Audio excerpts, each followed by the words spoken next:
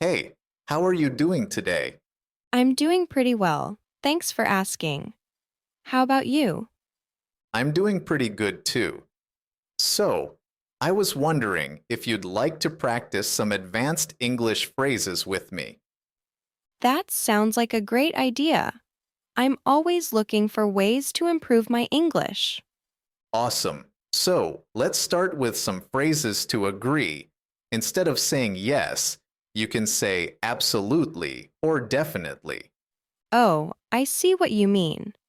Those phrases sound more enthusiastic and confident than just saying yes.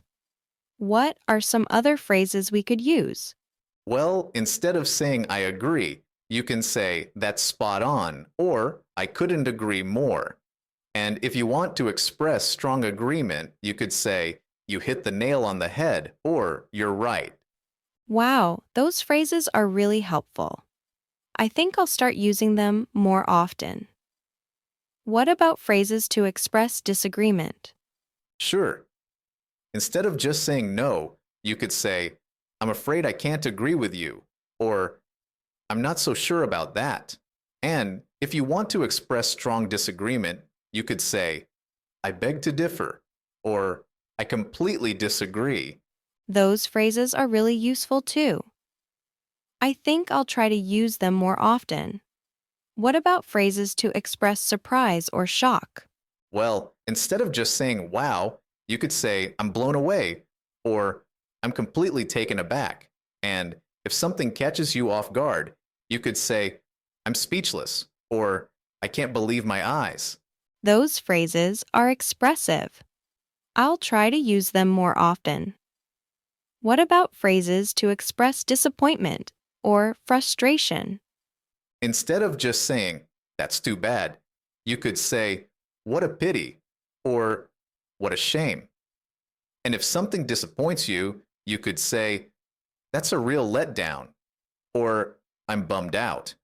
Those phrases are so much more expressive than just saying, that too bad. I'm going to start using them more often. Thanks for teaching me all of these phrases. No problem. It was my pleasure.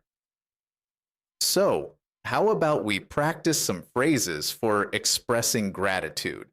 That sounds like a great idea. What are some phrases we could use? Instead of just saying thank you could say, I really appreciate it, or I can't thank you enough. And if someone has done something nice for you, you could say, you're a lifesaver, or you're a godsend. Those phrases are nice. I'll try to use them more often. What about phrases for expressing sympathy or concern?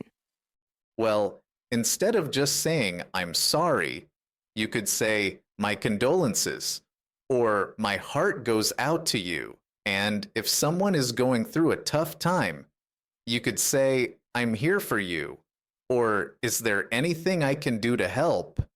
Those phrases are thoughtful. I'll try to use them more often. Thanks for teaching me all of these phrases. You're a great teacher. You're welcome. I'm glad I could help. So, how about we practice some phrases for expressing excitement and anticipation? That sounds like fun. What are some phrases we could use? Instead of just saying, I'm excited, you could say, I'm over the moon, or I'm jumping for joy. And if you're looking forward to something, you could say, I can't wait, or I'm counting down the days.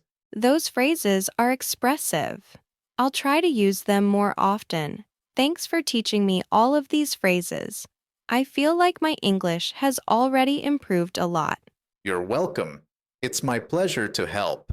So, how about we practice using these phrases in some everyday conversation? Sure, let's do it.